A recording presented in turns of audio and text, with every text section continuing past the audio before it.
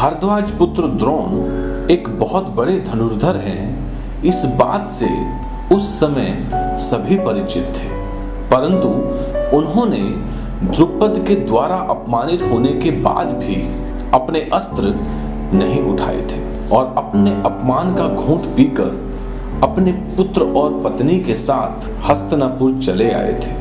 हस्तिनापुर आने के बाद द्रोणाचार्य कुछ दिन अपनी पत्नी के भाई कृपाचार्य के घर में रहे थे। कुछ दिनों बाद एक दिन नित्य कर्म समाप्त करके द्रोण कृपाचार्य के घर वापस आ रहे थे कि तभी उनकी नजर एक मैदान में खेल रहे युधिष्ठिर आदि सभी कुमारों पर पड़ गई थी।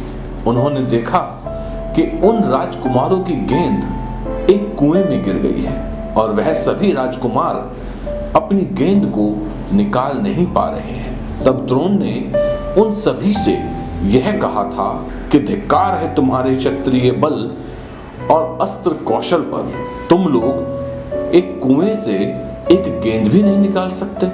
यह बोलते हुए द्रोण ने अपनी अंगूठी भी उस कुएं में डाल दी थी और उनसे कहा था कि देखो मैं अपनी अंगूठी और तुम्हारी गेंद को कैसे कुएं से बाहर निकालता हूं। यह कहकर द्रोण ने कुछ सीखें अपने हाथ में उठाई और उन्हें मंत्र से अभिमंत्रित करके एक सीख से कुएं में पड़ी गेंद को छेद दिया, फिर दूसरी सीख से पहली सीख को छेद दिया। इस प्रकार अन्य सीखों से गेंद में छिदी सीखों को छेद कर पहले गेंद को फिर अपनी अंगूठी को कुएं से बाहर निकाल लिया था। द्रोण के ऐसा करने से सारे राजकुमार हैरत में पड़ गए थे और द्रोण से उनका परिचय पूछने लगे थे। तब द्रोण ने उन राजकुमारों से यही कहा था कि तुम सभी इस घटना के बारे में अपने पितामह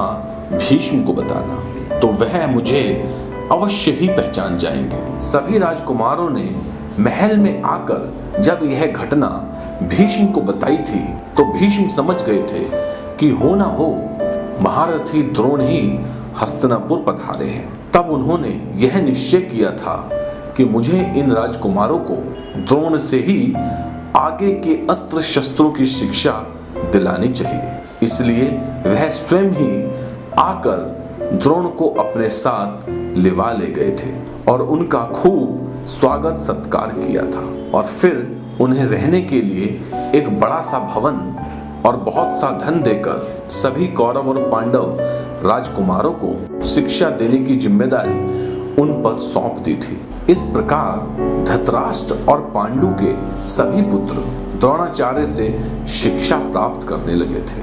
द्रुपद द्वारा हुए अपने अपमान को द्रोणाचार्य भुला नहीं पा रहे थे। इस कारण उन्होंने एक बार अपने सभी शिष्यों को यह कहा था कि मेरे मन में एक इच्छा है, अस्त्र शिक्षा समाप्त होने के बाद तुम सबको मेरी वह इच्छा पूर्ण करनी होगी।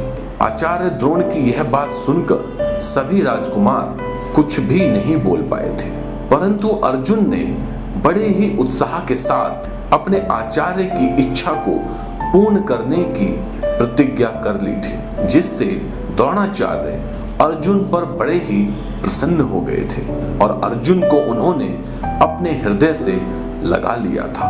आचार्य द्रोण से कौरव और पांडव राजकुमारों सहित दूसरे देश के कई यदुवंशी राजकुमार, कई दूसरे देशों के राजकुमार और सूत पुत्र कर्ण भी शिक्षा प्राप्त कर रहे थे। इन सभी शिष्यों के साथ ही द्रोणाचार्य का पुत्र अश्वत्थामा भी शिक्षा प्राप्त कर रहा था, परंतु द्रोणाचार्य के उन सभी शिष्यों में अर्जुन ही सर्वश्रेष्ठ थे।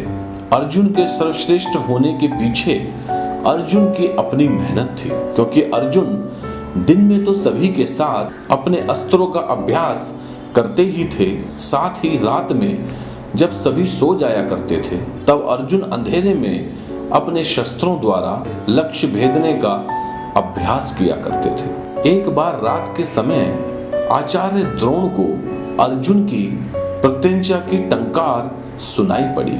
तो वह उठकर अर्जुन के पास आए थे और अर्जुन को अपने हृदय से लगाकर यह वचन दे दिया था कि बेटा, मैं ऐसा प्रयत्न करूंगा कि संसार में तुम्हारे समान कोई और धनुर्धर ना हो। इसके बाद से आचार्य द्रोण अर्जुन की शिक्षा की तरफ और भी विशेष ध्यान देने लगे थे।